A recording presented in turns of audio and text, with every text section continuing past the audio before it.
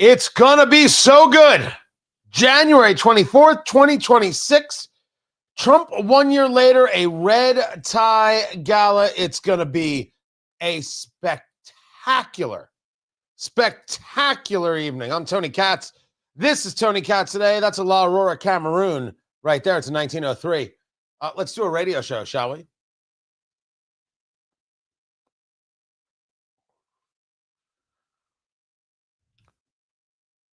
A resolution to condemn socialism?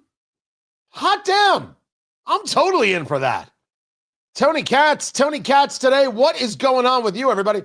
833-468-8669. Callers, welcome. People don't think I take callers. Of course I do. They just have to be interesting and attractive.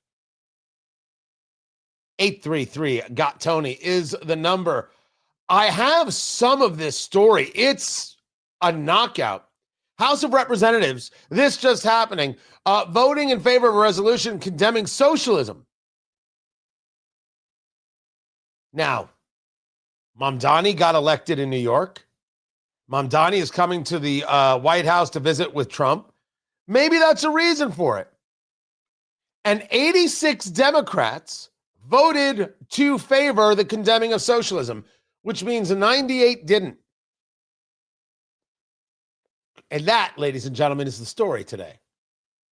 Who doesn't vote to condemn socialism? Let's make sure we understand our terms and our terminologies. We understand our conversations here, that when we talk about socialism, we are in every way discussing communism. You could say to me, Tony, you can have one without the other. And I would say to you, I guess it's possible, just not in the United States, not with these progressives, not now, not ever. Stop it. We shouldn't lie to each other. That's like people saying that Democrats like Alyssa Slotkin, the senator from Michigan, and Mark Kelly, the senator from Arizona, weren't telling the active duty military to not listen to orders from Donald Trump, referring to them as illegal, saying that he has created a pressure and absolutely trying to usurp the duly elected president of the United States and commander-in-chief.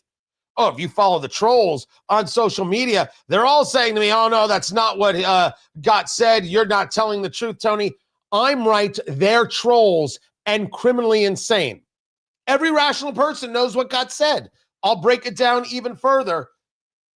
Every rational person, I said. Rational people aren't socialists.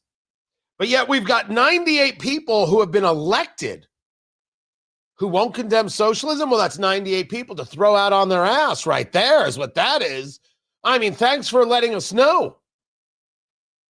And this brings us to an unbelievable bit of audio. Oh, Maxine Waters angry. Maxine Waters smash. This is about Representative Salazar. Maria Elvira Salazar. She represents the 27th district in Florida right there. Daughter of Cuban exiles.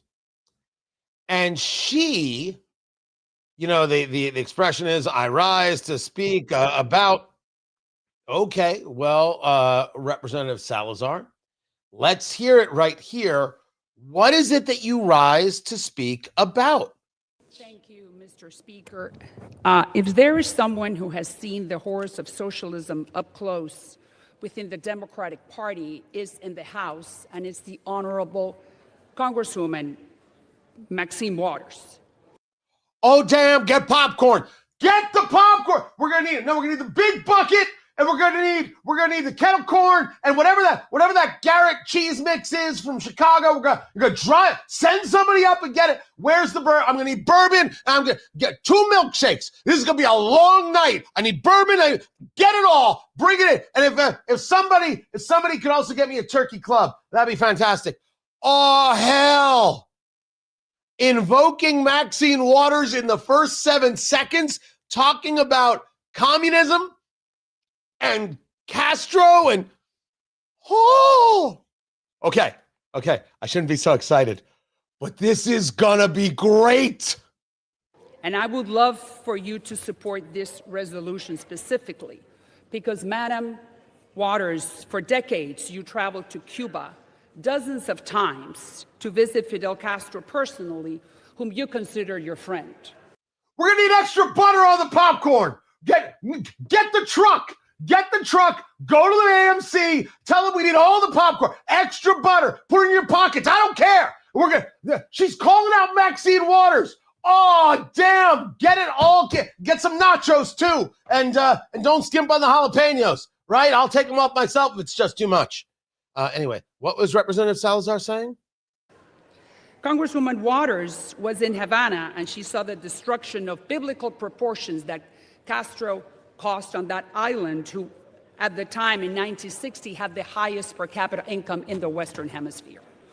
At that time, Madam Waters knew that thousands and thousands of Cubans were escaping on a raft, exposing their lives and their children to be eaten by the sharks. It's at this moment that members of the House start realizing what it is that Representative Salazar, who is the Foreign Affairs Subcommittee chair, Republican, is doing.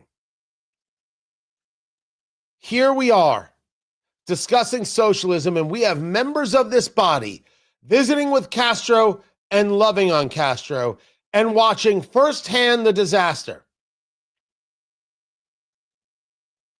This is cold-blooded.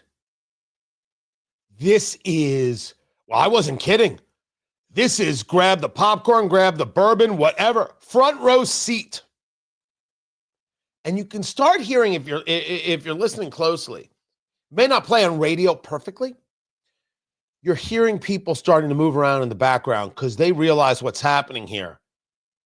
Congresswoman Salazar is calling out Congresswoman Maxine Waters directly.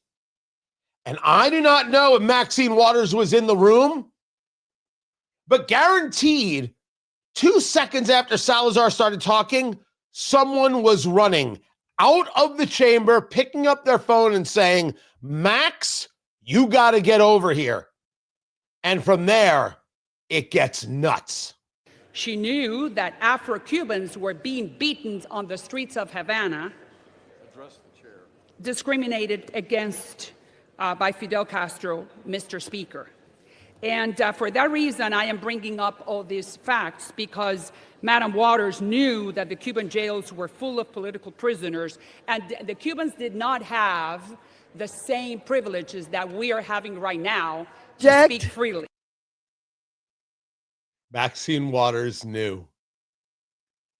The voice you just heard is that of Maxine Waters, who is jumping in. Now, I listened to this. I do not think any bad words were used because this is the floor of the House.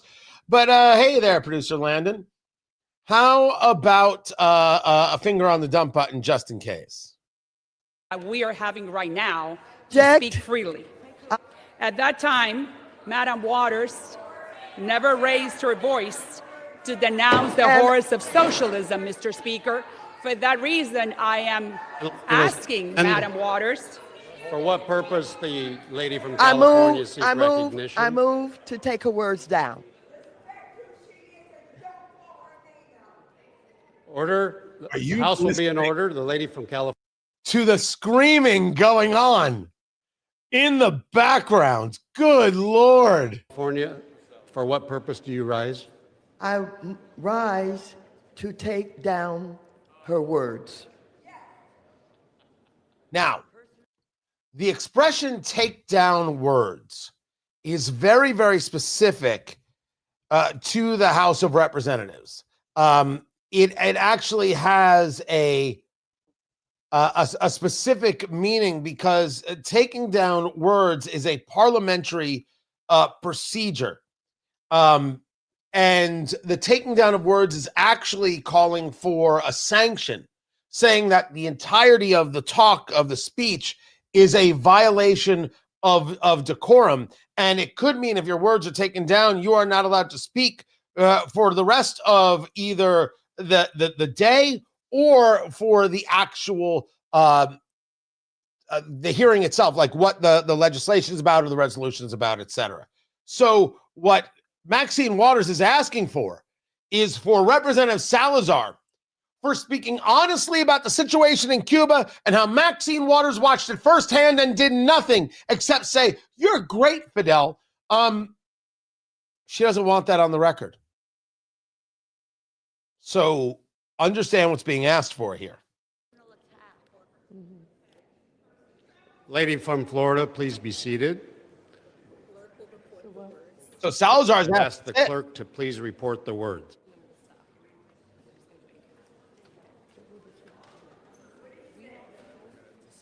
Maxine Waters, confronted with the truth, just tried to silence another member. That's what happened. 98 members of the United States Congress did not vote to condemn socialism. Just some notes. There's no such thing as a democratic socialist. They're all socialist. Democratic socialists are not real. Now, there's a party or a group or an organization called Democratic Socialists, and they attend meetings and all that jazz, but it's just wordplay. It's all BS. They are what they are. They are people hell-bent on the destruction of Western civilization. They do not want you to be able to engage. They do not want you to be able to speak. They do not want you to be able to live this life. They believe in an outrageously nonsensical way that somehow the failure of communism can be done right if only they were doing it because they really know best. They know communism better than Lenin and Stalin, better than Mao. Nah. But it is embarrassing how this lie continues to grow and to build. And it does. And as for the 98 members who voted not to condemn socialism, these are people who can't be in Congress anymore. And I don't favor litmus tests on religion. But man, we should start asking ourselves whether or not there should be a litmus test on this. I'm Tony Katz, and this is Tony Katz Today.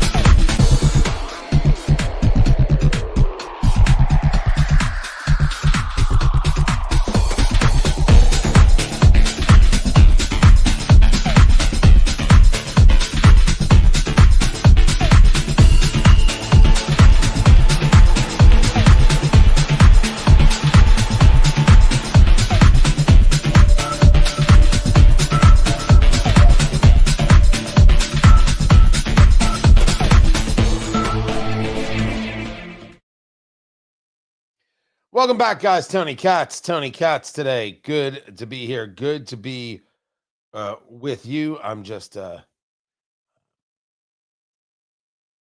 getting some information to some people. One of my stations was asking for something, and I want to make that happen. Oh, that was precious. That was actually incredible. Truly incredible. I mean, I've got so much good nonsense insanity today. Is it all right if we just, I mean, I am going to talk about the Ukraine deal, and I don't know how the Ukrainians take it, except they may not have an option. There's the Mamdani conversation. I have got word from the Secretary of Transportation that is so great, and I'm taking full and 100% credit for it in every single way. I've got that story to get to. So much to get to.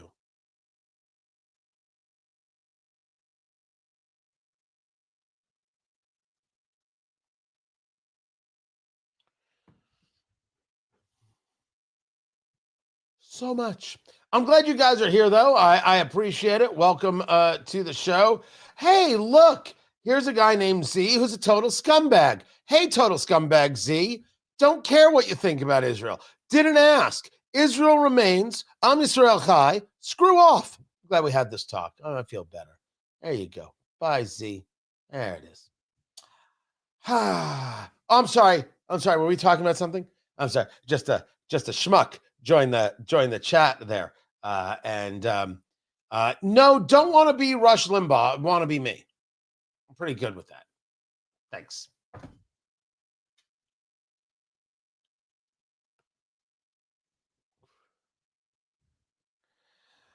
I've got a troll telling me I'm a wannabe Rush Limbaugh. First of all, who in the world could be Rush Limbaugh other than Rush Limbaugh? I ask you.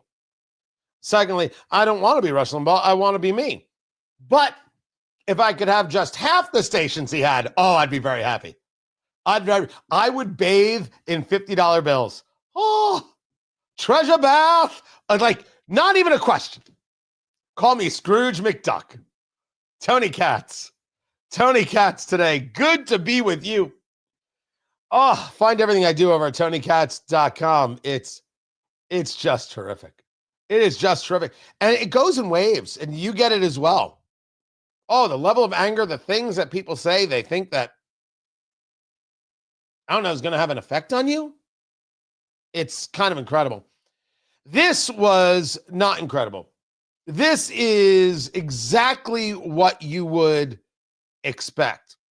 So we know we've got this story of Representative Cherfilus McCormick, this representative from Florida. She is indicted of basically scamming FEMA out of $5 million. She had a healthcare company with her. I think it was her brother. And they were paid during the COVID times to help people get vaccinated. Can you imagine? They paid people to do this, and people figured out how they could get in on this? Incredible. Money hand over fist. And so the word on the street is they basically took $5 million, didn't do anything. And this really got noticed when she funded her own campaign with $6 million. Even amongst members of Congress are like, how in the world did she get $6 million? She's not doing stocks with Nancy Pelosi. How did that happen? Well, now she wants you to know that this indictment is just unjust. Unjust, I tell you. And if it's unjust, you know what that means. Here it is. Your thoughts on the indictment, please. Well, it's an unjust indictment, and it seems like his intimidation tactics have been pervasive.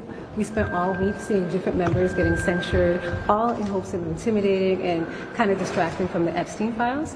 And I look forward to my day in court so I can prove myself and actually state the truth. But if this is what Congress is becoming, where they're always trying to intimidate you, scare tactics, especially attacking minorities, black and brown people, then we're going to have to keep fighting for the district. And everybody has been giving me so much support, and we're going to keep fighting until the district gets what it needs, which is fair prices, housing, and fair representation in Congress. So you are indicted after a almost 2-year ethics investigation. This ethics investigation started in 2023, and the answer is, well, it's racism. Okay. I should note that the member of Congress here, Cherfilus McCormick, is black. And I think we should be at the point in all these conversations where when someone says racism, we say, would you just shut up already? Racism exists, not here.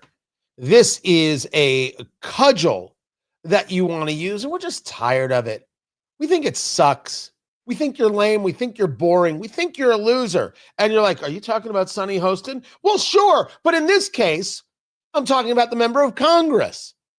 It's boring. I said this the other day, and I think I'm the only person saying it, but there's no way I'm the only person who has ever said it, right? That's impossible.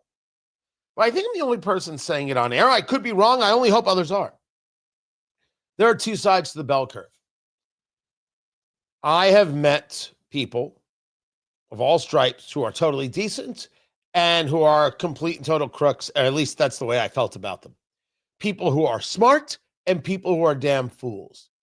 People who I consider friends and people who I would never allow into my house. White, black, Hispanic, gay, straight, Jewish, Christian.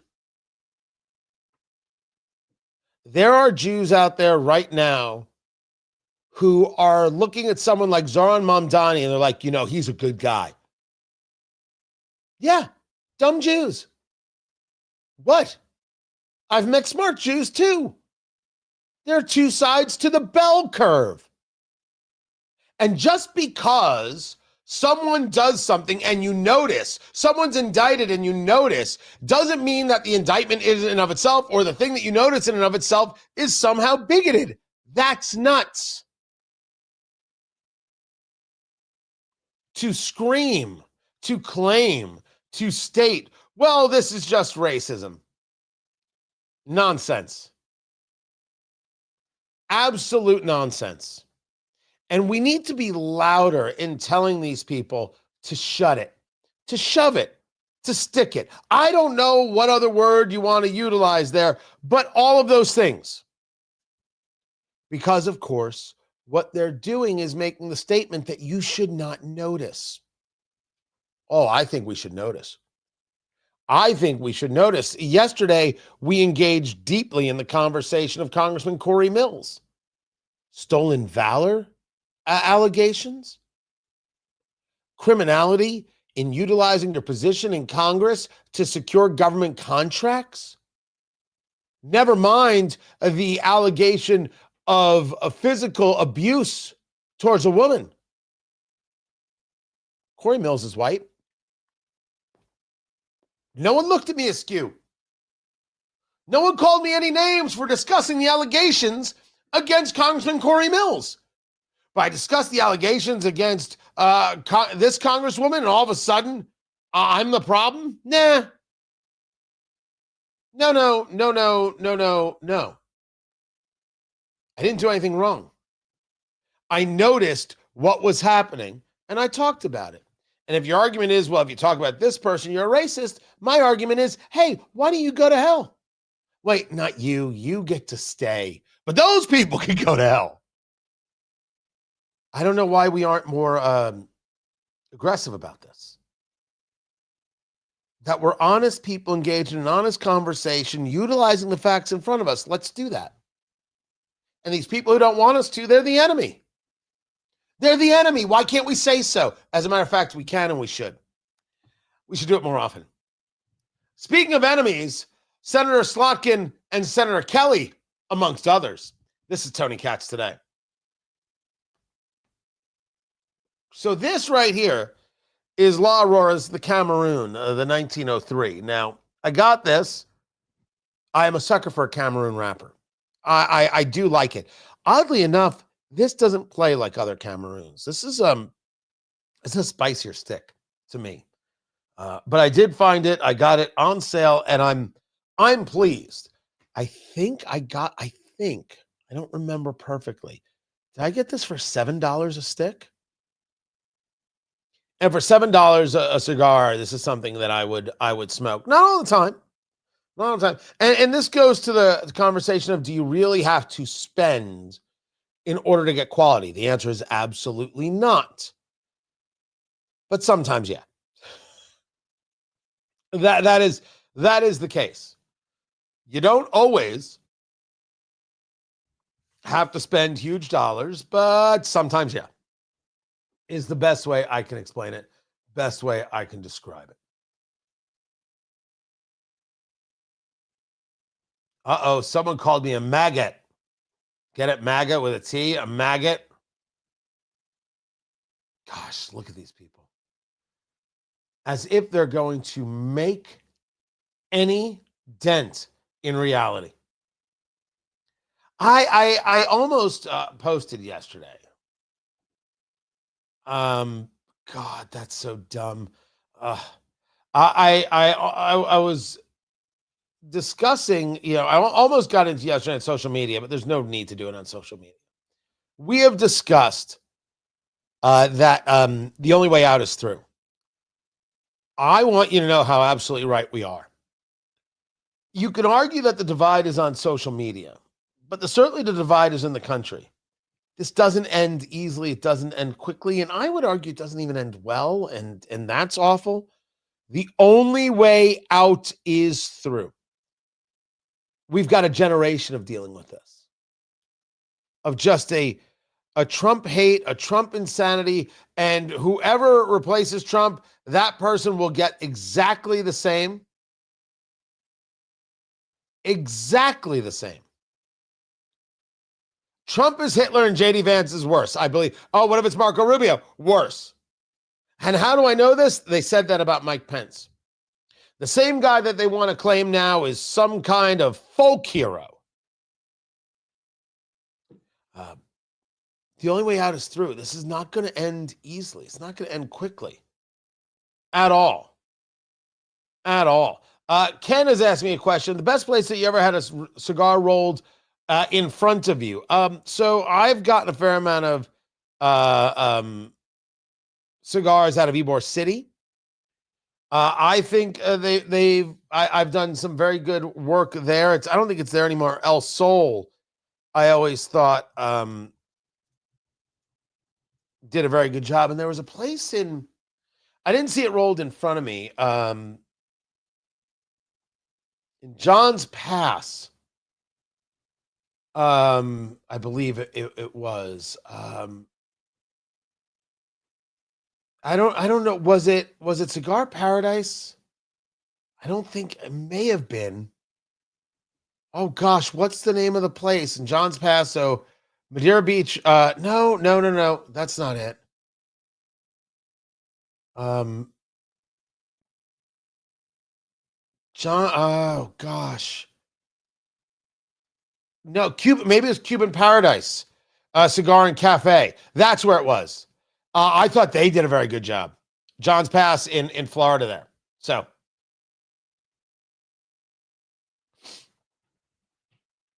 let's go. A moment, if you would, of just personal privilege.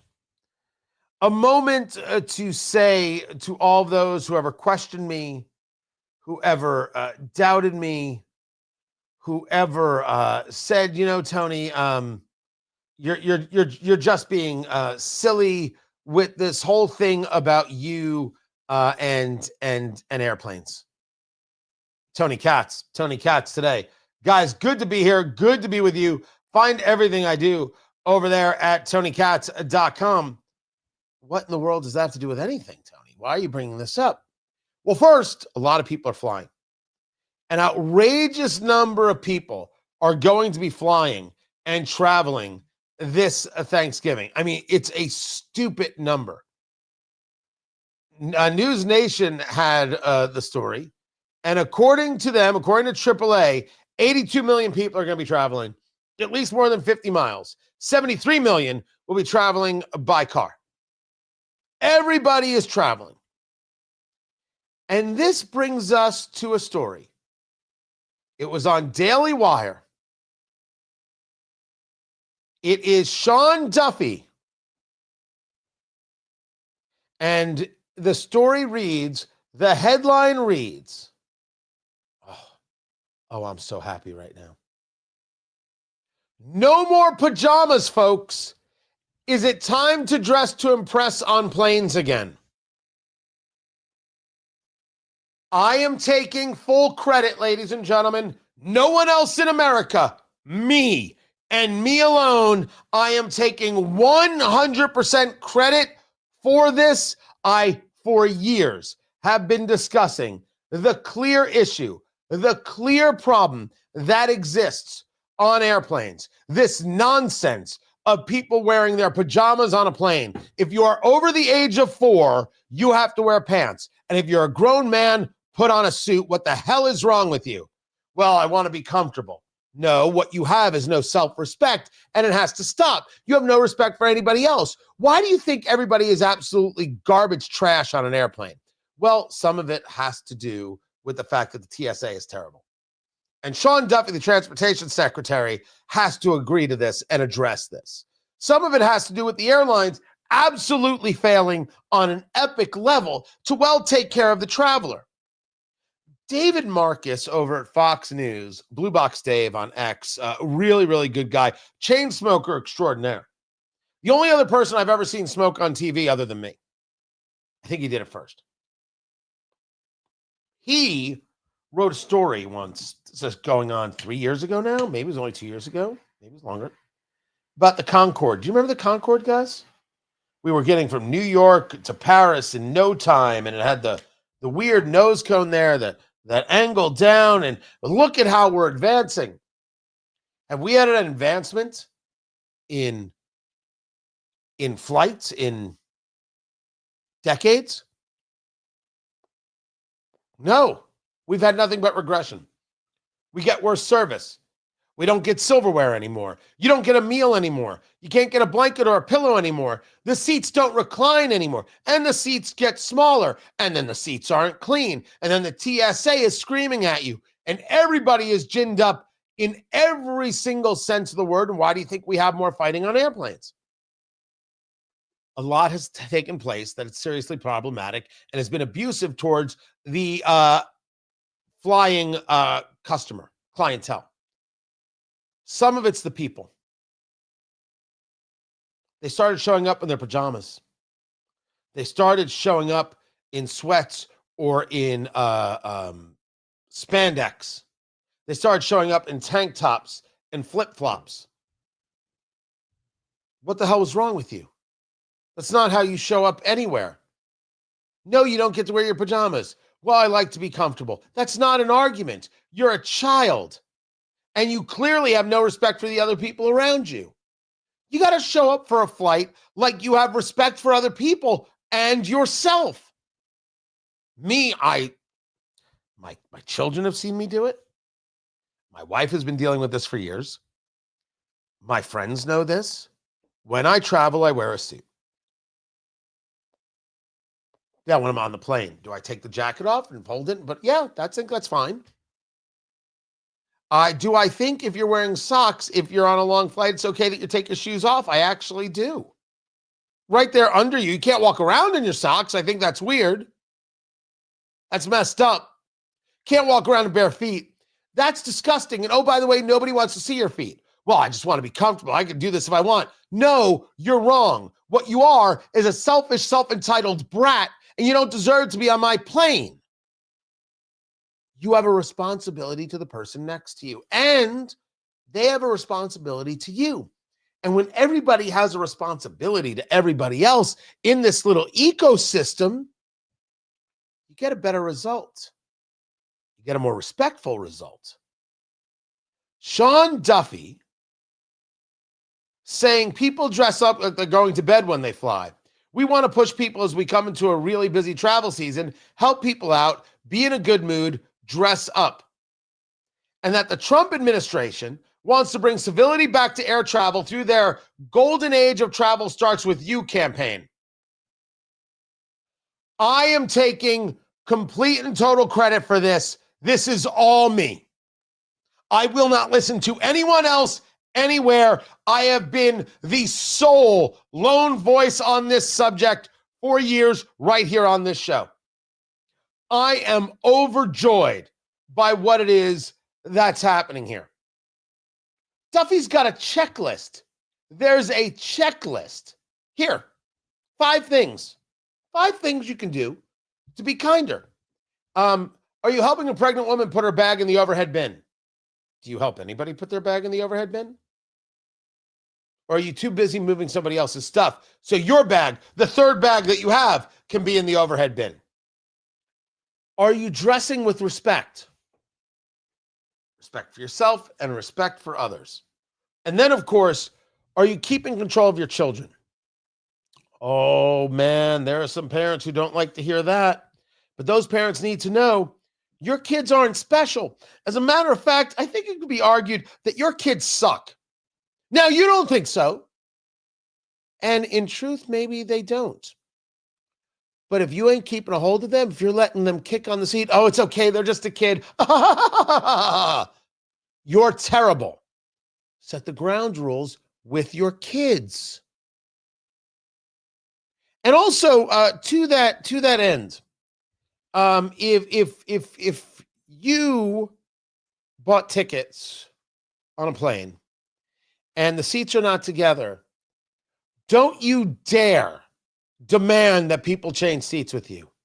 I'm sorry, my child has the seat here in 3A in first class, and I need to sit next to them. So you can take my seat. It's in 35B.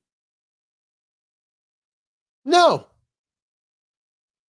I'm not doing that. That's your problem. And by asking me, this is not a conversation of respect. Well, Tony, we need to be respectful of people. No, nothing could be more disrespectful than this. Nothing. You can maneuver seats with somebody in 35A or C and then give them the first class seat or the seat in the more front of the plane. If you are somebody who needs to move seats, change seats, sometimes be helpful, but sometimes no. Not when it means that you're going to lose out on hundreds, if not thousands of dollars. Not when it means you're going to be inconvenienced because they did not plan properly. Now, sometimes there are extenuating circumstances, and you can be a person who listens to that. But do not think, I need to, it's not even when the kid, I'm traveling with my girlfriend, we're in separate seats. Hey, do you mind moving? Yeah, I mind moving. Dude, don't be a jerk about this. The minute someone says don't be a jerk about it, that person should be thrown off the plane. Bye. Thrown off the plane, can't fly for 6 months. We take your driver's license and we let 20 people line up to hit you in the face with a fish. That's it.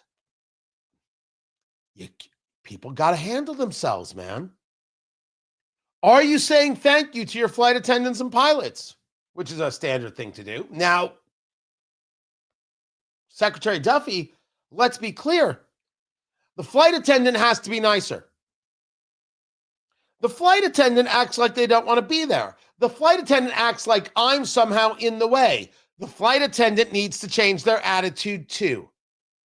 This is not all a one-way street, guys. The flight attendant needs to change how they act.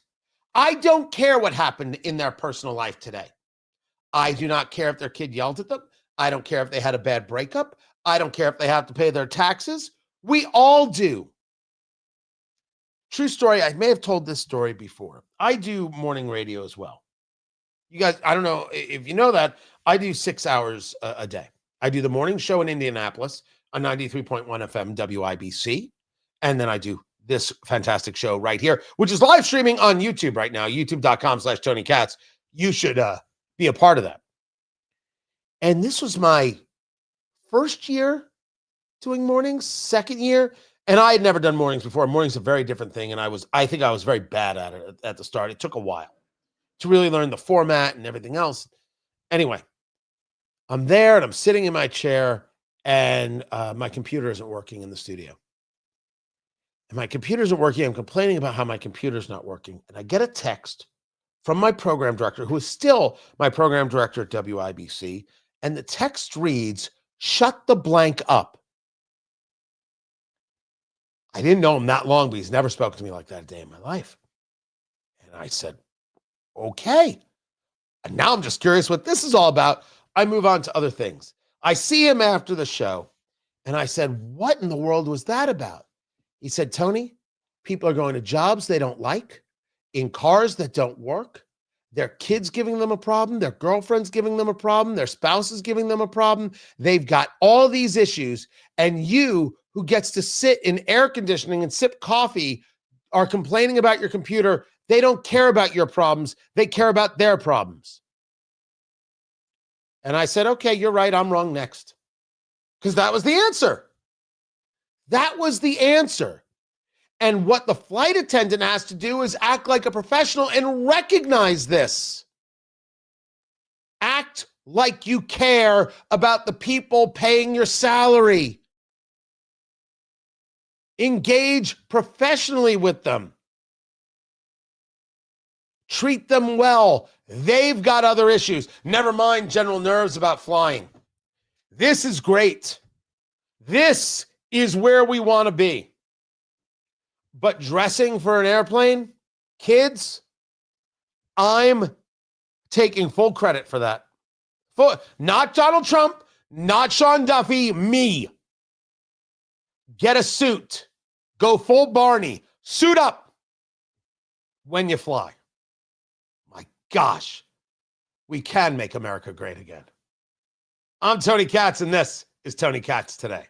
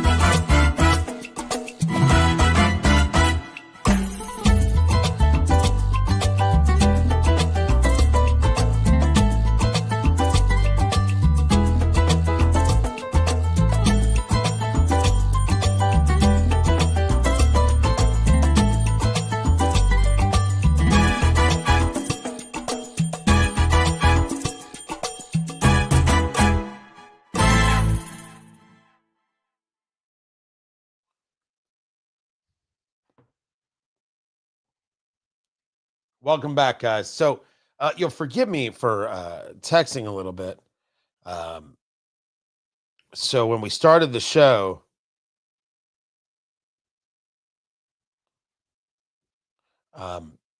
we had a routing issue with some of the stations that get the show, and they weren't getting the show.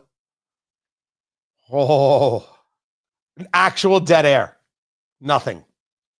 It's all fixed now, but not cool. So I'm talking to you, and I'm solving a problem, and Landon's running back and forth between a couple different spots. There were like 5 people recognizing that careers were on the line right there. Not good. Not good at all. So sorry about that. That had to be handled and taken care of, and I'm glad that it was. And I'm glad that you guys are here. I have got, what else? Oh, God, I haven't even done these treasonous folk, known as the Democratic Party. I will get to that. Is Trump talking about how nonsense these people are?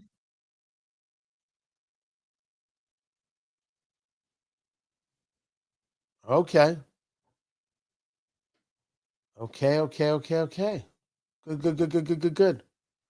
I will get to that. What do you guys want me chatting about? Beautiful day. What is in the bottle with the two?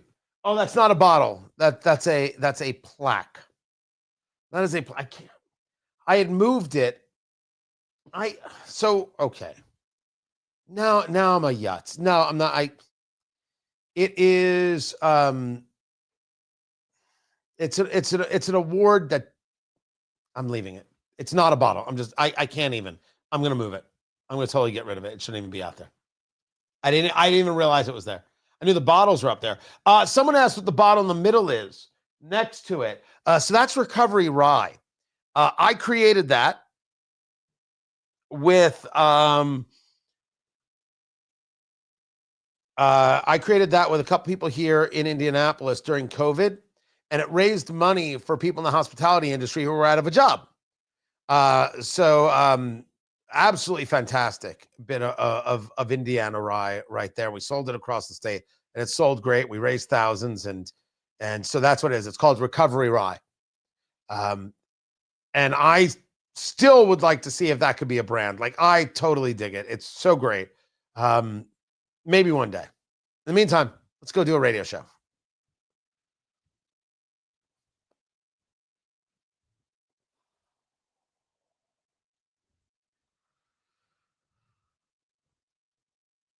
President Trump coming out with words about those Democrats angry with him. Democrats said, you should not, military, listen to us. You don't have to follow illegal orders. They were accusing President Trump of giving illegal orders. It's exactly what they were doing. They were accusing President Trump of engaging in an activity that was somehow against the American military. That's what they did. It's what they did. Tony Katz today. I'll get into this. So Trump responded by saying, this is seditious behavior. Lock him up. And someone said, well, George Washington would have hung them. And Trump retweeted that. It was punishable by death. And Democrats are like, he's coming after Democrats. He wants us dead. Bunch of fools. Bunch of ridiculous, despicable, low-rent, low-class fools. I will get to that story on in the next hour. I will get to that story. Also, my conversation with Ed Morrissey regarding the deal in Ukraine. Hard deal. Really hard. And then there is CNN that made a statement that the cabinet is about to get a shakeup. Caroline Leavitt has come out to say that is 100% fake news. The truth is, President Trump could not be happier with his cabinet. Shame on you, CNN. I would say that, first of all, CNN lies. They've been caught in so many of them. But what I would say that it's certainly possible that there could be a change. Changes do happen. And after a year, a change could happen, of course. But this is the kind of story that you put out, so when some change happens, you can go, see, we had the reporting early on. We've got the inside track. We know what's going on. We're CNN. You can trust us. It's one of those kinds of stories. Right? It's one of those stories that you put out this really generalized statement. And then when something happens within the generalized statement, you go, I told you. That's how I take it. Of course, they cited unnamed sources that the administration is preparing for a cabinet turnover. And there's possible friction inside the Department of Homeland Security and the Department of Energy. Now, energy is Chris Wright, W-R-I-G-H-T. I wouldn't know about anything. Homeland Security is Kristi Noem.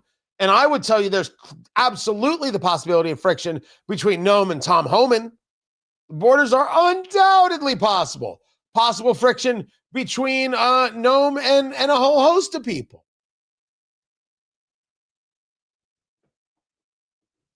Friction? Sounds like type A personalities dealing with type A personalities. You wouldn't know that from the Biden era because, yeah, you get the rest. I'm Tony Katz. Yes, Substack. That's where TonyKatz.com is. It's on the Substack. And we are really working aggressively now to expand this. And not only am I hiring a writer? That's weird. I don't know, but definitely we're hiring a director here, and we're looking at doing some expansion there. I'm sorry I didn't go to Substack years ago. Really, I'm sorry I ever did the experiment on locals. Just didn't work, and no helpfulness whatsoever. And I'm not bagging on Dave Rubin. I think he really did try to create something there, and a lot of respect for what Rubin has created for himself. He's done a very, very good job of it, really and truly. But it's just locals is not friendly. But Substack is really great, and so going in that direction. Well, we're already there. We're just building it out. The radio show is in break, so we're going to be in commercial break. So hang loose, smoke them if you got them, if you would. And don't forget also, do I have a photo? Do I have a photo? Yes, I do. Look at that beauty. That is Flederman Von Riest right there. And you want to get your timepiece for the holidays. Von Riest, these are watches that are assembled right here in America, in Indiana. That is the quartz chronograph. It is beautiful. Comes in a bunch of different colors. I am wearing right now, as we speak. I'll take it off. This is the automatic chronograph right there. Come on. And beautiful. Oh my gosh. The time is off. How did I not do that? Time is off. What did I have that set to? My God, I said it early this morning when I did the morning show. I was off by, no, I wasn't off. I just completely read it wrong. Wow. Yeah, I was right. I was right. No, that one I did wrong. There it is. Much better. This is available at vonriest.com. Shop.vonriest.com. They're incredible timepieces. They're so great. You're going to pass them down through the generations, and they're going to last. They're just terrific. Love them. Always get looks. Always gets talked about. Go to shop.vonriest.com. Use promo code CATS and get your discount. Hang loose, guys. We'll be back in a little bit. Keep it here.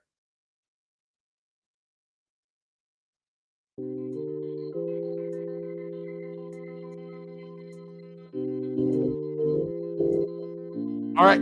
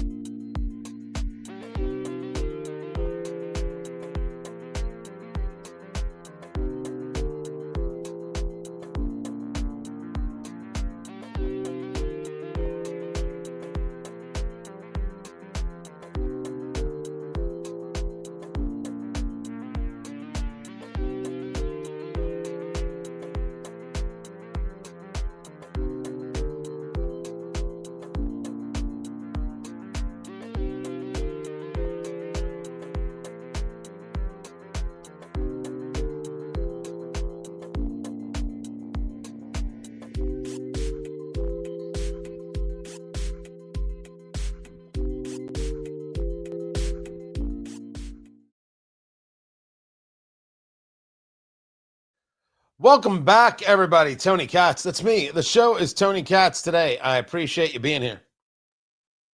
Absolutely. My OnlyFans page is coming along fine. Thank you. My OnlyFans idea, I'm still telling you, it's just genius. Is absolutely genius right there.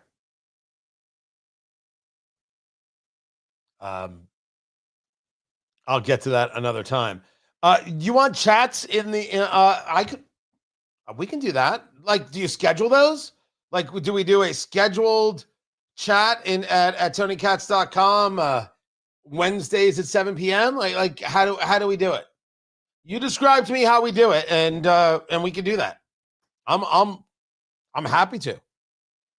I am happy to do that. No problem. Is there a how-to guide? I'm assuming if you ask AI, it'll tell you how to do everything. Substack. But there are people who are very, very good at it and adept at that. I want to bring them on. I just think that there's great possibilities there. It's the first time I felt like you can actually create something of value. And creating something of value in the social media space is, I don't think that's well done. I guess it's the best way to put that right there. Let me see what else we've got. All right. We will move on to it. I will bring that to you right there. I've got that. I've got that. Let's see. Let's do a radio show.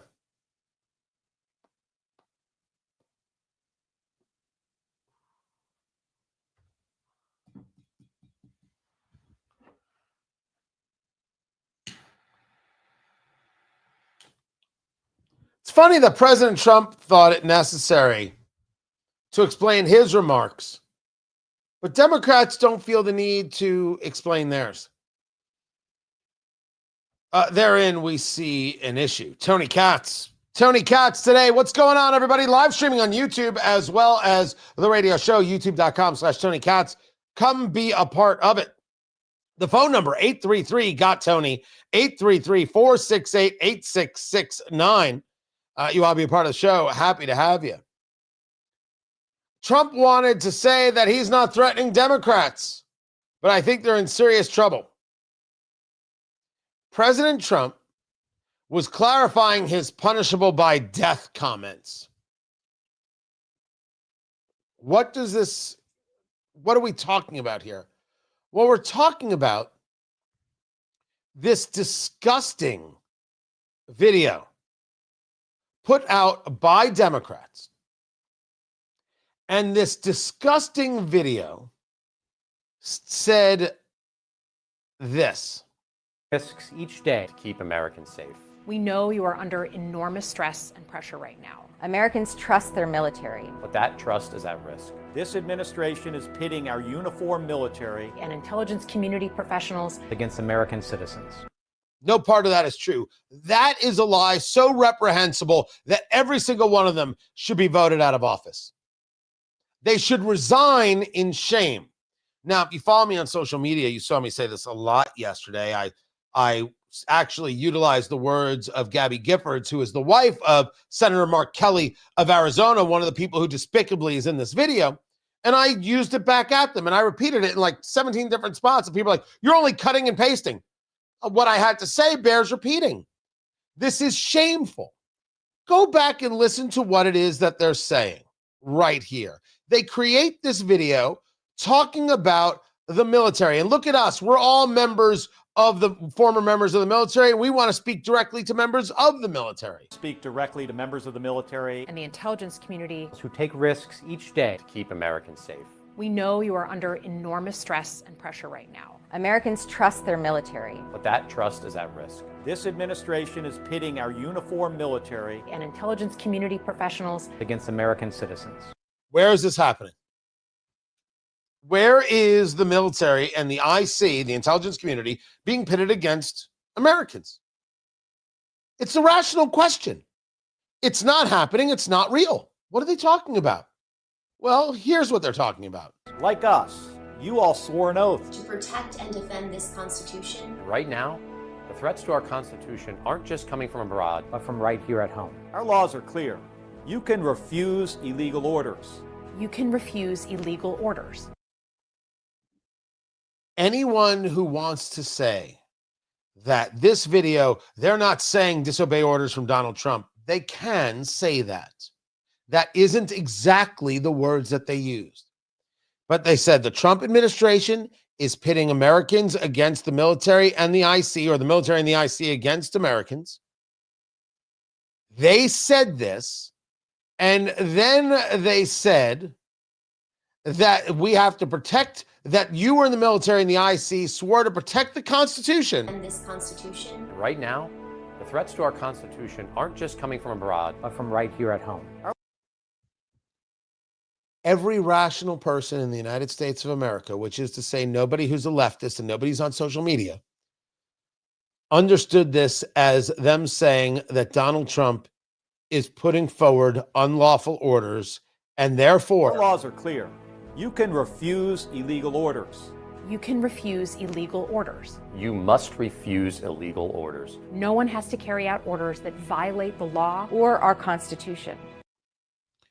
How do you expect the guy on the front lines to do this? We're taking that hill. Oh, I believe that's an unlawful order. You understand, as a rational person, what they are trying to do is sow unrest in the military. And we, as laymen, call that treasonous, certainly seditious. We call it disgusting, reprehensible. They know what they said. They know what they did. There was no need for this video. They said, how can we start a whole new thing? How can we gin things up? And what are the odds that Trump will take the bait? Well, to an extent, you could argue Trump took the bait. Now, here's where you can have two different views of it. Some will say Trump took the bait and he came out and said what they did was seditious behavior from traitors. Should we lock them up? And then he retweeted somebody who said this is punishable by death. George Washington, would have had them hung, and he put out punishable by death. And look how violent President Trump is. And some people would argue that he fell for it, right? He went for the bait. Other people would say, well, Trump started talking about it, and the way he did, now everybody's talking about, wait, what is this all about? And then they see the video and they're like, what the hell is wrong with these disgusting low-life Democrats? Now, before we go any further, I am not one who believes that you have to have worn the uniform in order to speak about the military. I think it is amongst the cheapest arguments, the most pathetic arguments, to say, you didn't serve, so why don't you keep your mouth closed? Which part of Kiss Off do you want me to explain to you? I'll say anything I want anytime I want. That's how this works. You can say something, but I can't. There's now a litmus test to who can speak as to whether or not you wore the uniform and served the country. I thought part of wearing the uniform was to ensure that I could speak, and now all of a sudden I can't? To those members of the military or anybody else who wants to say, if you didn't wear the uniform, you don't get to speak, what exactly is wrong with you? And have you ever thought about how unbelievably stupid you sound? I'm not a guy who usually uses the word stupid. I don't use dumb and stupid as a matter of course, because I believe they really do end conversation. But it is a stupid thing to say. Well, if you're not a woman, you can't talk about abortion. Yeah, I can. Of course I can. I'll talk about abortion and the problems therein anytime I want. I'm not a woman, so I don't get a say. Ooh, can we talk about all the things that women shouldn't have a say in? Well, that's sexist. Oh, okay. My gosh, you've got yourself covered. I'll talk about abortion, ladies, any damn time I choose. Anytime I want to talk about the horrors of abortion, I will do that. And if you don't like it, I don't care. Having conversations is not about whether somebody will like it. It's about whether or not we are actually people who engage in free speech. And the idea that the only people who could discuss things a la the military are people who have served in the military is nonsense, if only because we're a civilian-run military. Good gosh, it's embarrassing and pathetic. Trump went on with Brian Kilmeade and said, I'm not threatening them, but I think they're in serious trouble. I think it's wrong that he had to do this, or that he did. I think it's wrong that the conversation is about what Trump said. Trump's comments come from a place. If you are trying to usurp the duly elected president of the United States, rational people think of that as treasonous. Now, the Uniform Code of Military Justice, the law might see it as something else and not treason. They might call it this, they might call it that, they might call it the other. But two guys on a bar stool, voters, they know what it is. They know what it is. They know what happened here. They know when they're being lied to. They know when someone is acting in a way that's unacceptable. The American people get it. And what the left is trying to do, and their trolls on social media, they're trying to engage a level of gaslighting that what got said isn't what got said, but it is. When I tell you I think that Senator Slotkin is disgusting, I mean it. When I tell you I think Senator Kelly is disgusting, I mean it. When I tell you I think Representative Crow is disgusting, I mean it. And when I say they should resign in shame, I mean it. They lied. A fight between the military and the people? I'm one of the people. You're one of the people. What are we talking about? Are we talking about the taking out of drug boats? Is that what we're talking about here? Shouldn't the argument be from senators, we need to, if we're going to be engaging in an act of war in Venezuela, we need to declare war, and we're going to demand it, and we're going to utilize this position that we hold to pressure the president into going forward with it. He has to ask us to declare war. Otherwise, we're going to put a stop to this. Funny, I know a guy on radio who's been having this conversation. No, what you do is you try and usurp the president, who, while I would argue as well within his rights to defend the nation, you're calling Venezuela a narco-terrorist state. You're engaging in these attacks on the boats. There comes a moment where you're going to have to make your case. You're going to need congressional approval. That's just the way it is. Does that mean that you can't stop an imminent threat? Of course not. It means if we're going to war with Venezuela, Congress has to be the one to declare war. It does not make the order to take out the drug boat unlawful. And you, Alyssa Slotkin, wouldn't decide that anyway. You could argue that a Supreme Court could decide that, but not you.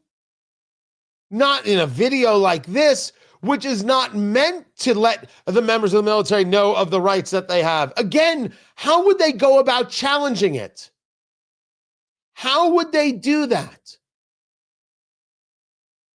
Hey, we're taking out this drug boat. We have the intelligence it's a drug boat. We're taking it out. Well, I don't know if that's a lawful order. That guy doesn't end up in a stockade, or is it a brig? I don't know, but it's in some place with bars and a key.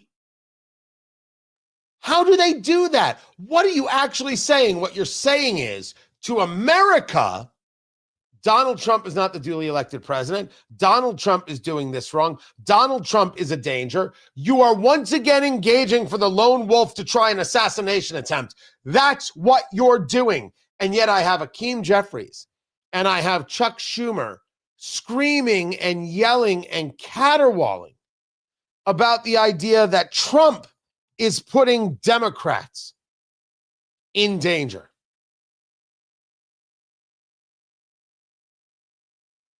This was Chuck Schumer.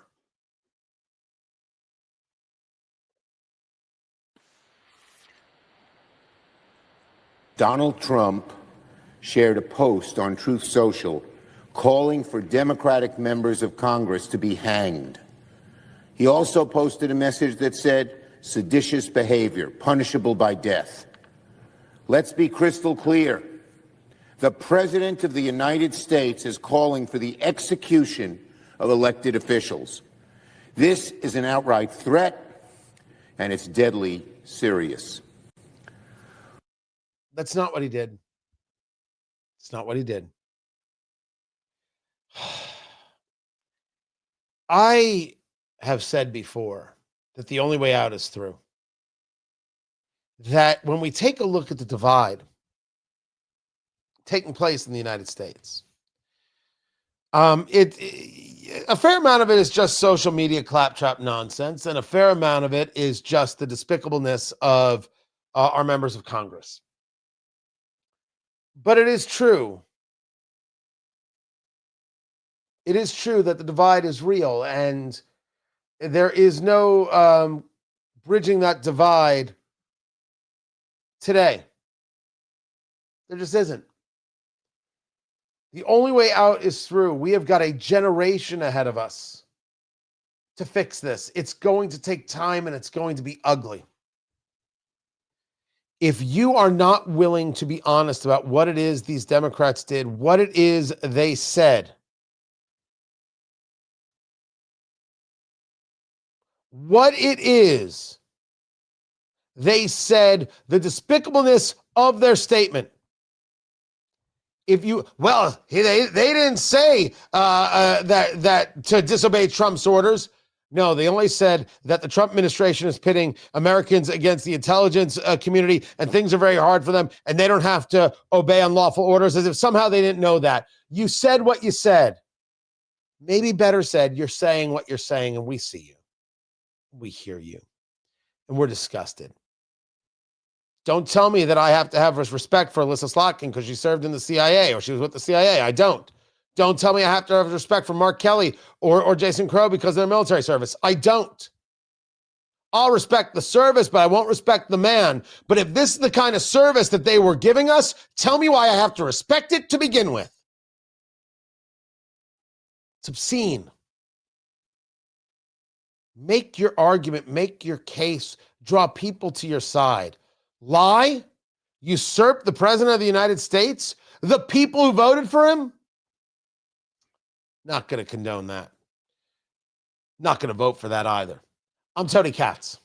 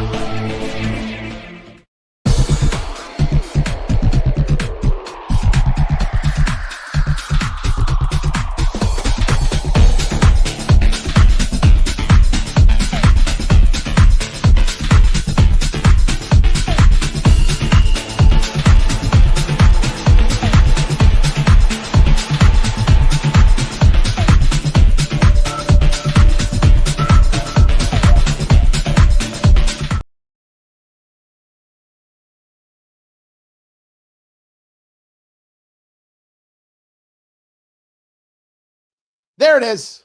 Now it's working. Welcome back, Tony Katz. Tony Katz today. Good to be with you. I have got some troll pheromones going on here because it has just been nuts. I think we're reaching a new audience. The show is growing, and when that happens, some people find out about you, and then, of course, they have to prove their existence by commenting irrationally. I don't know.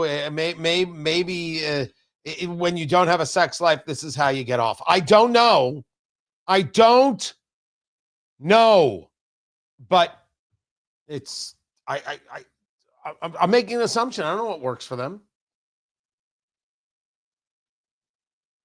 but it does. I would suggest they get into cigars. It's very relaxing. It's beautiful. It's expressions of art, and it's creativity. It's just glorious. The Cameroon from La Aurora, I think it's $7 a stick. Just a good one to have in the humidor. Good all-purpose cigar. Again, a little more spice than I was expecting on this one. But Yardwork cigar, garage cigar. I don't know if this is a golf cigar. That's different. Anyway, back to the show.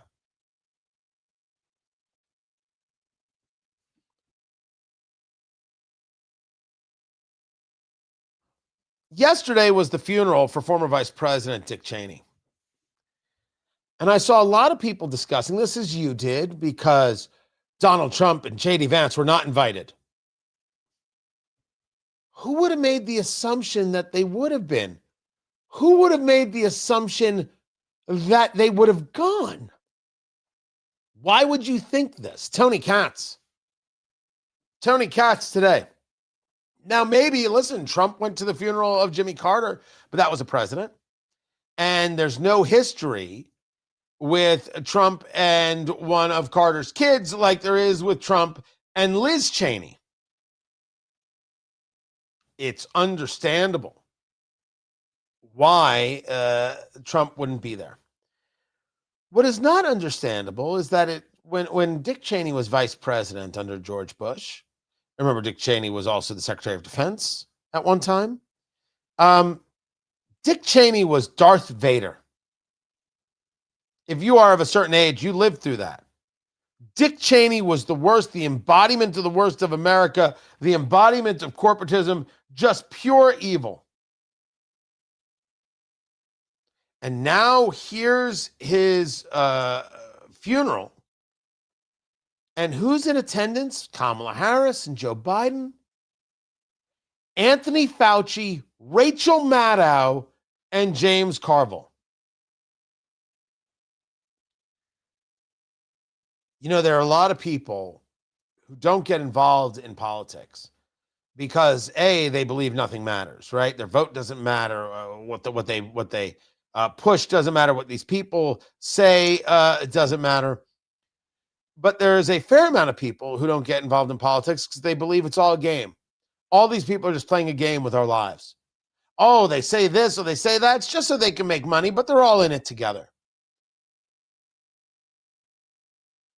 Dick Cheney was Darth Vader, and Rachel Maddow is at his funeral, sitting next to Anthony Fauci. I don't know what to make of that, except when Rachel Maddow is screaming about somebody, does she actually believe it? When James Carville is going on one of his syphilis-induced rages, I say that only because I don't know if he has syphilis, but he said of Donald Trump, oh, Donald Trump has syphilis. So I assume he would know because he has it. That's the only way I would think him not being a doctor. He said this of Donald Trump, and I assume he would know because he knows. And he would only know if he had syphilis. I thought you were opposed to him. I thought you hated him. You show up at his funeral? I'm starting to think that a lot of these people aren't serious. That they do see this as a game. And everything is done for a level of profit. I like profit. I'm a fan. But not at the extent of selling your soul. People are enemies and then they can become friends. People are friends, can become enemies. But this is ugly. Pathetic. And if you want to believe Rachel Maddow in the future, okay. Just don't know how. This is Tony Katz today.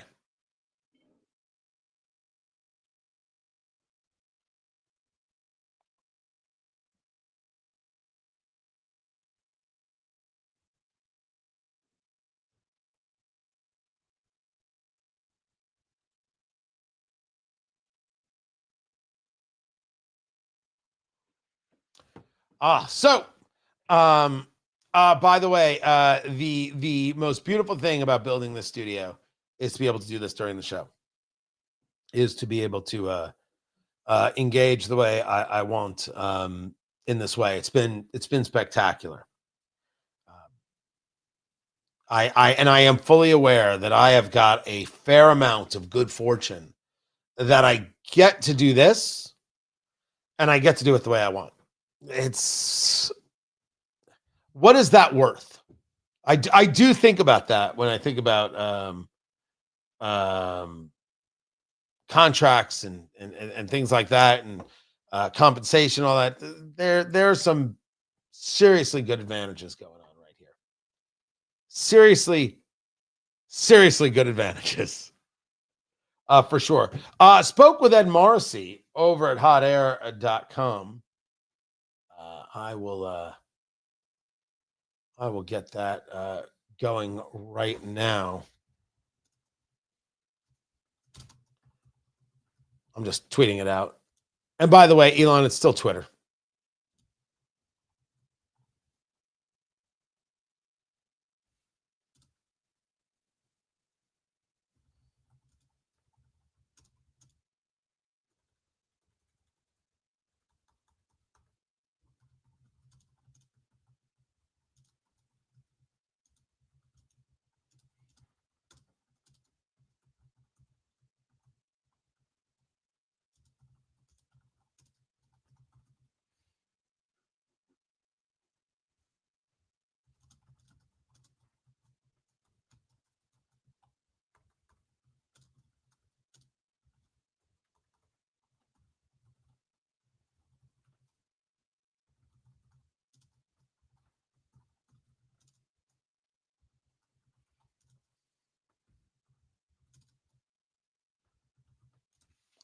Go.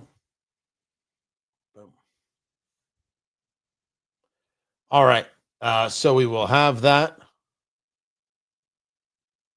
Yeah, work should never interrupt your time here. Never once, never ever, never ever. But I think I missed a bunch of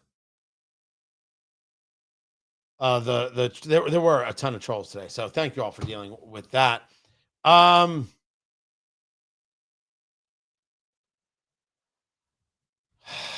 I know he still calls it X. I'm saying it. People still call it Twitter. What are you doing? And by the way, he fired 70% of the employees and it still works, meaning that those employees weren't needed to run the business. Is there some argument that he had to keep them employed? Eric, what are you talking about? I said, Elon, it's still called Twitter because he wants to call it X and it's just not buying in. People still call it Twitter. What? Would you, I believe the expression is touch grass. Thank you, producer Landon. Good gosh. See, this is just it. You're angry about nothing. You are like the Seinfeld of comments. It's nothing. All right. Let's get this going right here. Coming to it, I spoke with Ed Morrissey earlier. I'll bring it to you right now.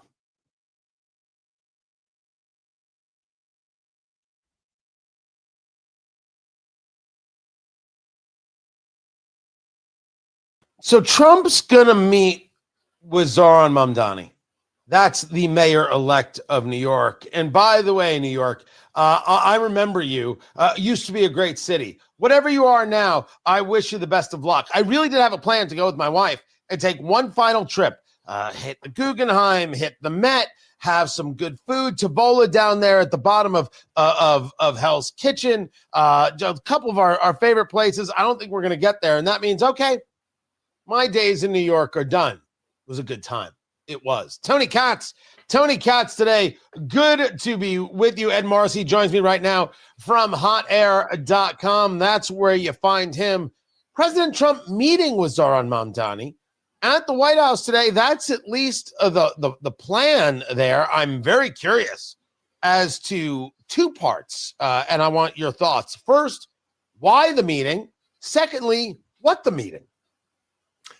Why the meeting? I think that Donald Trump wanted to sort of de-escalate some of the rhetoric that had been generated between New York City and the White House. I think Zohran Mamdani sees even more value in that. I think he wants to be seen as somebody who is ready to not just be an activist, but to be actually a responsible leader in New York, which we're going to discuss another story which shows how unprepared he is actually to be that kind of a leader. And I think for Donald Trump, I think he wants to find ways to take the sting out of the radical left in terms of politics. And that's a dangerous balance to play there, because you risk making them more credible in the long run.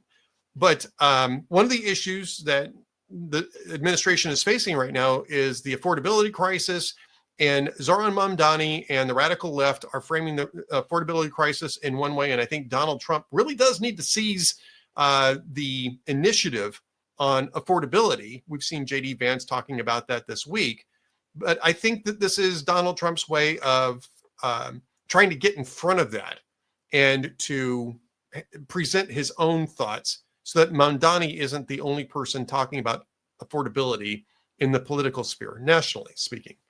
So there's something for both men to gain here. I'm not sure how much traction either one is going to get out of this, but it does have one other thing, which is to sort of dial down the bitterness that is so rampant right now. So if these two guys can sit down and have a conversation. Caroline Leavitt said yesterday from the White House briefing that a communist is coming to the White House. There's no dialing down, Ed. This is all. I guess it's a cap. This one goes to 11. That's where I guess it does go to 11. I guess it does go to 11. But if that was the case, I don't think Donald Trump would have agreed to have the meeting. And I think Donald Trump is a guy who said, I will meet with anybody. I will sit down with anybody. And he proved that in the first term. He sat down with Kim from North Korea. He's willing to sit down with anybody to discuss issues as long as that person's willing to actually discuss professionally. He is a negotiator. That's what he does.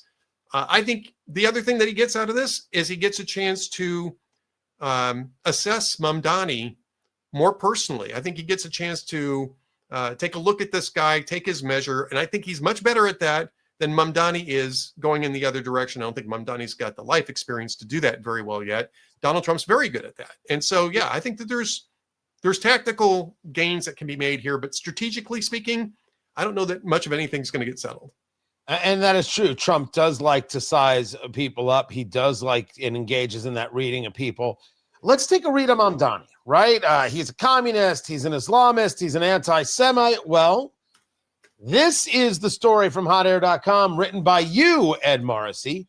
Mamdani's anti-Semitic protest. Jews misused sacred space to promote Israel or something. This was people surrounding what was supposed to be this interfaith meeting, screaming, globalize the Intifada. It's only amazing that no one ended up dead. What's the story here? Well, I think you pretty much covered it. You had a bunch of people showing up right outside of the synagogue, right? They were right outside the synagogue. They were screaming, globalize the Intifada. They were screaming, we need to make them scared. And what was going on inside the synagogue was that there is a Israeli nonprofit which promotes Aliyah, which is the return of the diaspora Jews to Israel, right? This is something that Israel's been doing since the founding of Israel. And this particular group facilitates this. And they were making a presentation there at this synagogue in New York to tell the Jews there, hey, if you want to emigrate back to Israel, here's how you do it. We can help you out with this. And then Mamdani is pressed. Now, got to remember that Mamdani's not governor yet, or excuse me, mayor yet, but he's the mayor-elect. And he gets asked about this. And rather than condemn the anti-Semitic activists that are outside there trying to terrorize the people inside the synagogue, or criticize the police that allowed that protest to get that close to the synagogue in the first place, normally they would have pushed that down the street a little bit. Yeah. He said, well, they shouldn't use that type of, rhetoric, but the real issue is that the synagogue is allowing people to use sacred space to violate international law. Now, there's no international law against Jews returning to Israel. In fact, there's no international law, and I'm using that in scare quotes, that has anything to do with the settlements either, which is what their point is. That supposedly the second time or the third time he's brought up this idea of international law and the international law in New York City. I mean, he's showing that he really does not have an interest in what is the Constitution and the laws of the land. Right. I mean, he was talking about that earlier this week in terms, either last week or earlier this week, in terms of Benjamin Netanyahu coming to New York City and saying that he'd have him arrested because New York City is a city of international law. It most certainly is not. New York City is a city that is chartered under the Constitution of the state of New York, which is subordinate to the Constitution of the United States. International law, to the extent that there is any such thing as international law, there is, but it's very limited, is the authority, the jurisdiction of the federal government, not of the state and not of a city. And so there's no such thing in the United States as a city of international law. And the idea that there is, first off, I would love to see Mamdani go in there and personally try to arrest Benjamin Netanyahu when he's surrounded by not just U.S. Secret Service, but probably some of his own security personnel. Good luck with that. Write us from prison. But I mean, the whole idea is absurd. He is the mayor of a city. He is not an arbiter of international law. And my guess is that the only international law that he even has studied is entirely the product of a couple of seminars at whatever university he managed to go to. 10,000%. Anything he is discussing is theoretical and based on, I'm assuming it's based on some level of humanist nonsense view and not based on anything in practicality or anything in history or anything on any books anywhere. Talking to Ed Morrissey of hotair.com. But when you are a Marxist, you have to invent things in order to be able to bring justice all the way around. He is what he is. And so when we go back to this meeting with President Trump, I wonder if that's going to be addressed. I wonder, to the extent that anything's televised or we get to see the video of it, whether or not that back and forth actually takes place, Trump being definitely a pugilist, whether or not he's going to see whether or not Mamdani can take a punch, or whether he's going to be the, as Bill Maher described, absolutely sweet as pie guy. Let me hear what you have to say, because that's the way I get the best read on you. Speaking of reads, Ed, let's move over to the story where I have stated as clear as day, I have no idea how this deal is going to work, which is this new Steve Witkoff deal regarding Ukraine and a peace deal, as I understand it. And I also want to know your thoughts on how Axios got the story and was able to leak this. The story states that a new peace deal is on the table where Ukraine says to Russia, you get the Donbass, you get Donetsk, you get Luhansk, you get parts of Zaporizhia, this whole eastern section that will lead you down and connect to Crimea. It's more land than Russia is actually taken hold of via these violent means. So talk to me about what you know about this peace deal and Zelensky's response, which is basically we either stay friends with the United States or and if we do that, we give up our dignity. Which one do you want to do, everybody? Which one do you want?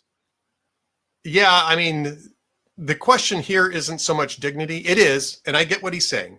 And I have a lot of sympathy for Zelenskyy. I have a lot of sympathy for Ukraine. True justice in this case would be Russia ejected from Ukraine as it was constituted prior to 2014, when Russia actually took effective control of almost all of these territories during the Obama administration. They used proxies in the Donbass. They actually used Russian military in Crimea. They seized pretty much, well, at least mostly everything that would be assigned to them in this peace deal. The tricky part of this here is that those areas are primarily ethnic Russian areas in the first place. They've always been restive against the ethnic Ukrainians in the rest of the country.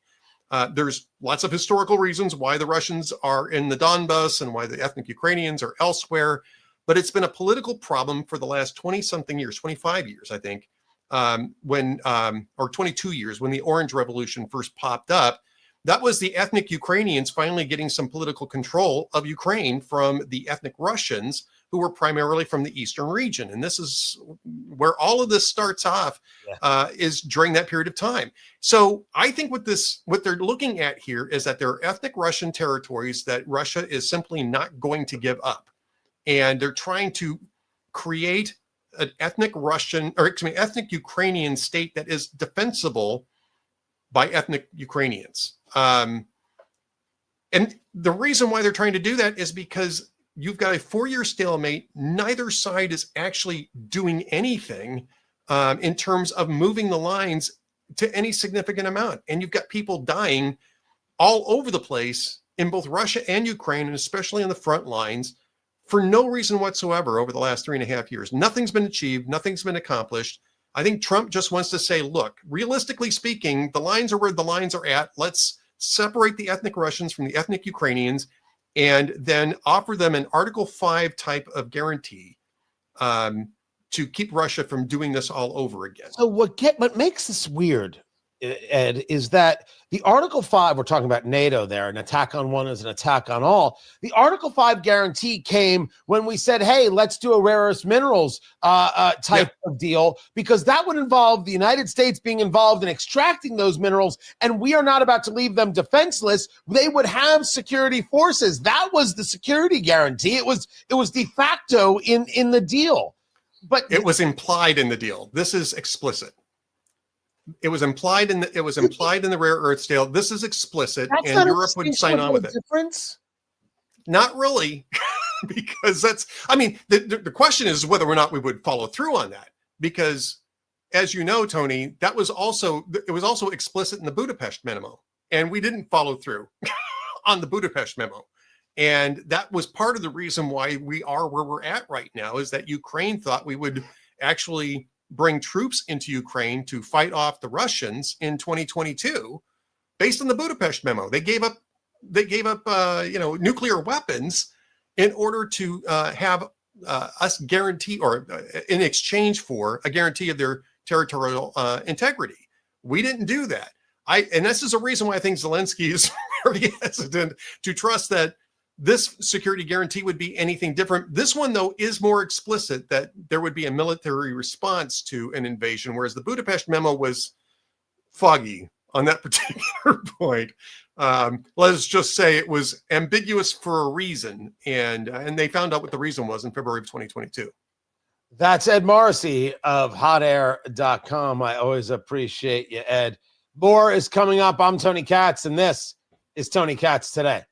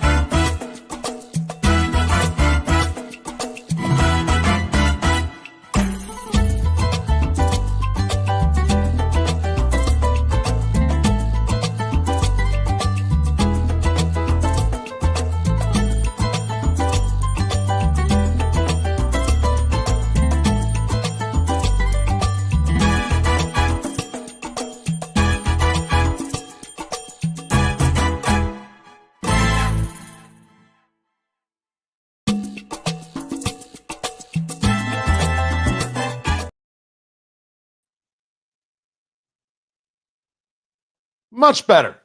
Guys, welcome back. Tony Katz. Tony Katz today. Good to be with you. I am,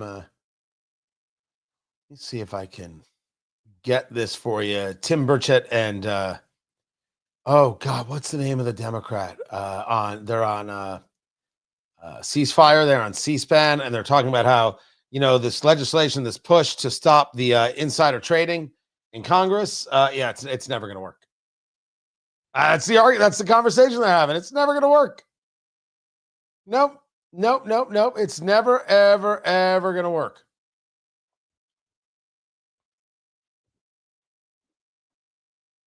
Let me see if I can. Let's put it together right now. Let me see if I can do this.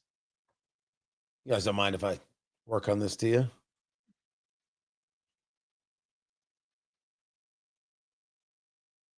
No, I'll just start from the beginning. That's what I'll do. That's what I will do. We will come in with that next. Next week, being Thanksgiving, there's going to be a bunch of days that we will not be here. Taking some time. Brisket will not cook itself. That has to happen. There's a brisket. There's burnt ends. And if I can put it all together this weekend, I'm going to try my first pastrami, which involves, the spices and letting it sit and letting that develop out. So you're like, that's a lot for Thanksgiving. I'm just using Thanksgiving as the excuse. There's a brisket, and then I'm going to do a smaller brisket that I'll put in halfway through and be able to pull that out and let that rest, and then cut that up and then sauce that and then put it back on so I can do burnt ends from that. Which burnt ends are brisket, but burnt ends are burnt ends. It's a very different mathematics. I love them. I'm not ashamed to admit it, and I want them. So I'm doing that. Thank you very much. So that'll take some time. So yeah, I'll be out for a few days, and then I'll be back. And it's weird. I had a longer vacation planned, and my home station came to me and said, "Hey, can you do me a favor?" I said, "Jeepers, what? Could you not take all those days off?" I said, "What?" Well, everybody's taking time off, and we'd like to have somebody who works at the station on the station. That's a true story. So I'm like, all right, I will be here. I will be here. I'll make that happen. Come back. Fantastic. All right, let's get into it.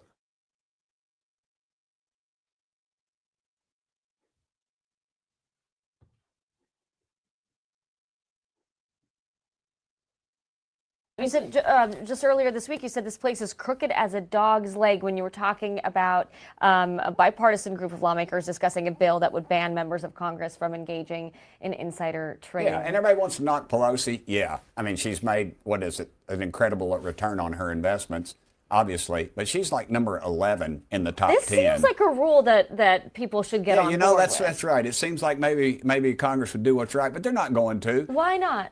Because they're greedy, and you all let us do it. 12% of the population goes to the dadgum polls, and they get reelected every dadgum time. That's Congressman Tim Burchett on Ceasefire, which is a C-SPAN show with Jared Moskowitz. I think Moskowitz is his last name, Democrat, talking about how we shared this, that they're actually going to try and make a move to stop this stock trading by members of Congress. And Burchett's like, it's not going to pass. You guys don't vote people out. You, America, ain't doing your job. It's crooked. Go to the Unusual Wells website, read the top 100. I'm not in it. I think we're doing some insider trading. I think some people have some genuine knowledge and grasp of the economic system. Case in point, Jared Moskowitz. He was successful before he got to Congress. But these guys get in Congress, not worth anything, and they leave worth multi-million dollars. Man, we're briefed on stuff before you get it. We have people's ears. People are doing 600-700 trades a year. That's not right. Do you agree? Oh, ho, ho, ho, ho. Have we actually, I brought this up the other day. Have we actually found the thing?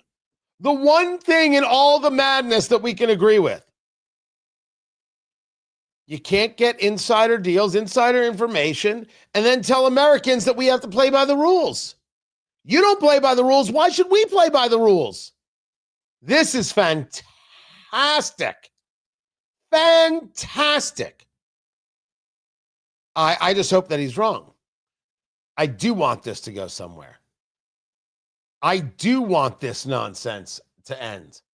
And I am only hoping that he does. Because if we can agree on this, now let's see if we can get the pressure campaign going, because that's the only thing members of Congress will listen to. But they'll be full deaf ears because he's right. It's their money. And they'll do anything for their money, and oft times for yours as well. This is Tony Katz today. Listen, I get that you want to try the brisket, Jennifer. It's not the first time someone has said, my gosh, Tony, I want to try your brisket. But you gotta have a